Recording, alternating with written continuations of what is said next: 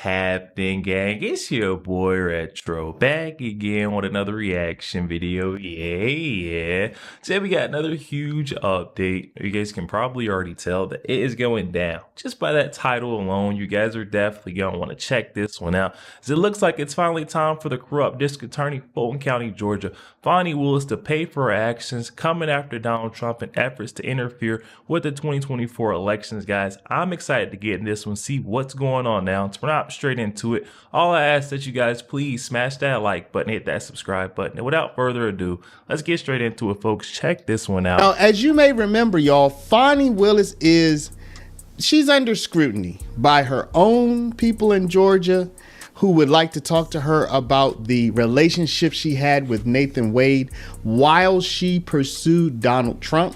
Nathan Wade being a special prosecutor that she hired and paid out of the public coffers, while at the same time getting it on with him behind the scenes. And so now people in the United States Congress, particularly Representative Jim Jordan, he'd also like to have a word with Fani Willis and people from her office, basically around the same kind of thing. He would like to know about their investigation into Donald Trump. Now, just yesterday I said Fani has been laying low, y'all. Maybe she can just lay low, let it blow over. I thought she was laying low. I haven't seen anybody else talking about this, y'all. This is from the New York Times. This is the letter that Fani wrote back to Representative. This is United States Congressman Jim Jordan. Y'all, I thought Fani was going to take the path of, let me just play nice, but let's read through this letter, y'all. We're going to read through the whole letter. It's not that long. I'm just going to get right into it, and we'll see what Fani said to Representative Jim Jordan.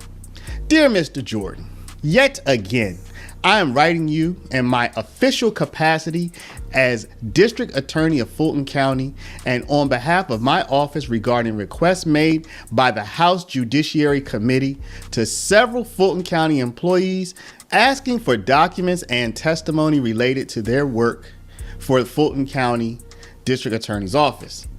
Over the course of several years now, I have explained to you that the core of your requests, information about an active criminal investigation, threatens the integrity of an ongoing criminal matter, ignores centuries of precedent about the limits of congressional power, and tramples over foundational principles of state sovereignty and federalism. Let us speak plainly, Mr. Jordan.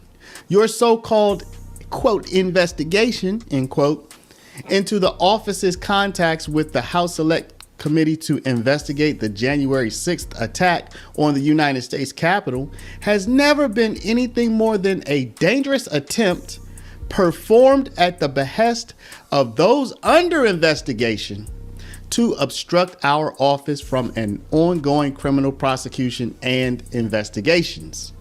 The case this office brought was after months of careful deliberation and investigation by my office and 2 grand juries impaneled under Georgia law. The federal government has no right to obstruct state and local investigations and prosecutions because you want to appease defendants whom a grand jury has found probable cause to indict by interfering in their ongoing prosecution. With regard to the document requests, you have asked FCDA employees to produce documents to you that the office and I have already explained that we cannot disclose because we must avoid any actions that could potentially compromise an ongoing investigation and prosecution by this office.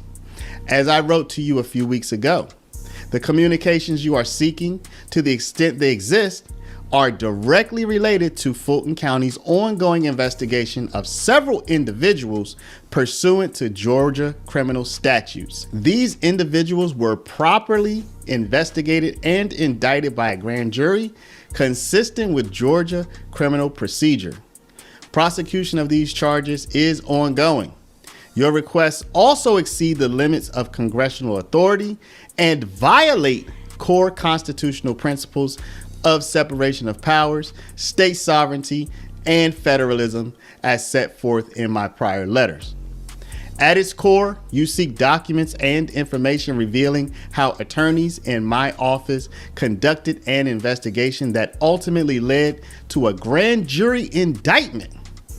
Any such documents are protected from disclosure by attorney-client privilege, work product privilege, and other common law protections.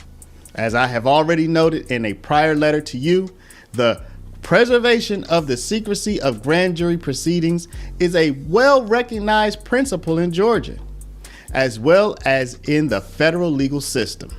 Moreover, requests for documents regarding my office's preparation for grand jury proceedings cut to the core of the deliberative process privilege, which generally protects pre-decisional documents generated by government agencies as they seek to advance their missions. FCDA employees are not permitted to waive privilege over information that they obtained as part of their work for FCDA.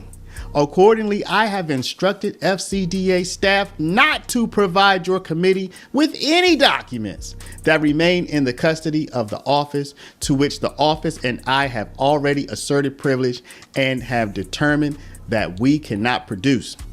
Furthermore, as the chairman of the House Judiciary Committee, you do not need to ask attorneys in Georgia to obtain potential communications with other congressional committees. The records of the House Select Committee to investigate the January 6th attack on the United States Capitol remain with the House of Representatives and within the House's access and control.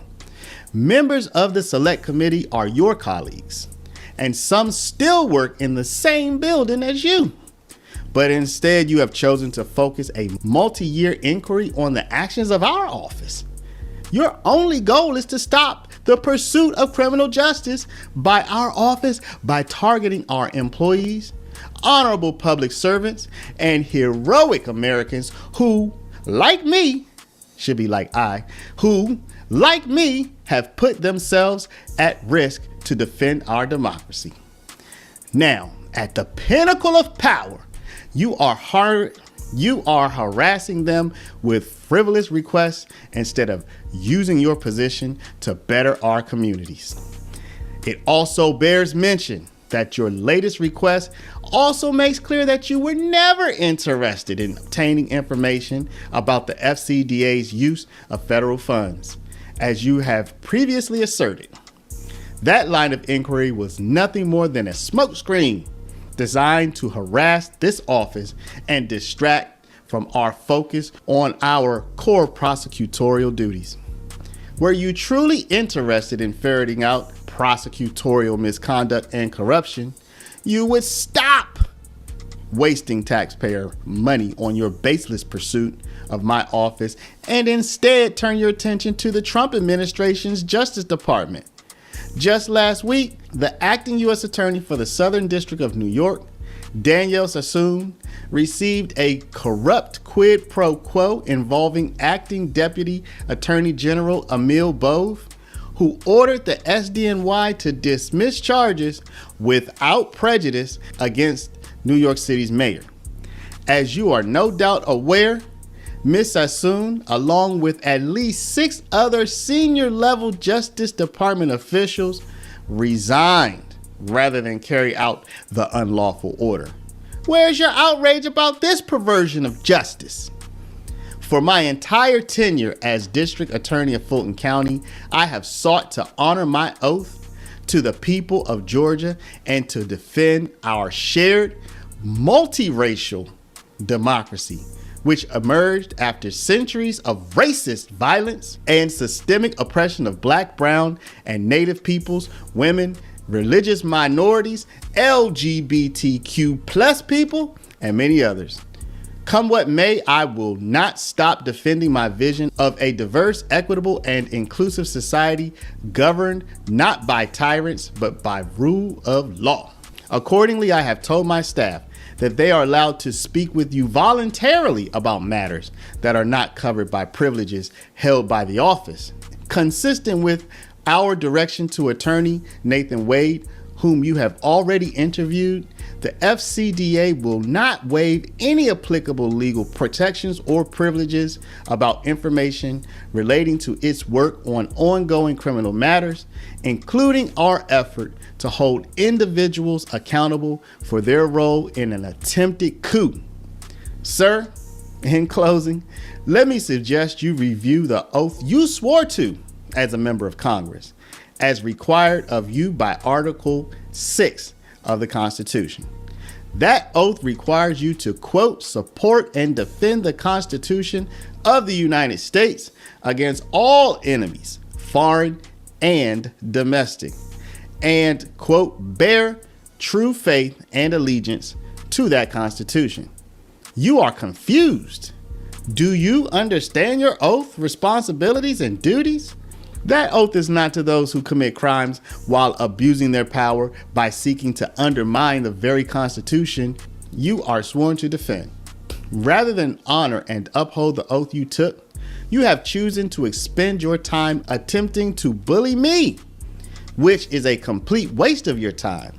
Might I suggest that instead of attempting to disrupt this office's work protecting the people of Fulton County, that you celebrate Black History Month by visiting children in your district to teach them about the many contributions African Americans have made to this country, including those who have advanced democracy by successfully advocating that this nation live up to the ideals that everyone is equal before the law and everyone has the right to have their voice heard through exercising their right to vote.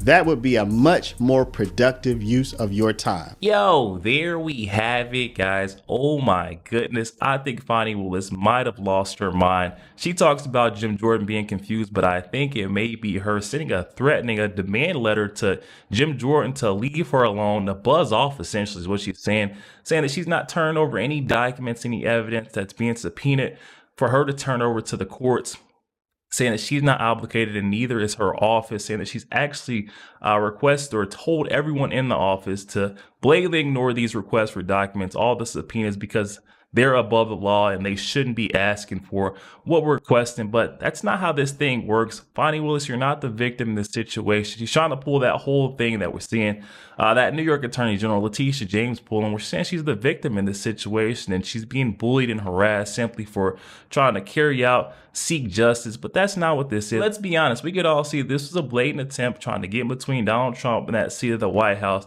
the 2024 election, and it backfired on her majorly because she had so much dirt swept underneath the rug, hidden in her, like, look at all the skeletons that she had in the closet between her and her boyfriend Nathan Wade, the collusion with the Biden White House, the J6 Select Committee in order to come after Donald Trump. She didn't even know how to string this thing together in order to get Donald Trump, so she needed help from others. Now she's trying to say that she's the victim in this situation, now pulling out the race card as well. I don't know. It may just be me, but I don't know if this is the route that Fani wants to take. This smells trouble, disaster in every single way, y'all. Hop in the comment section. Comments are open. Let me know what you guys are thinking on this one. Also, make sure you guys please hit that like button, hit that subscribe button if you enjoy more content like this. Catch you guys on the next one.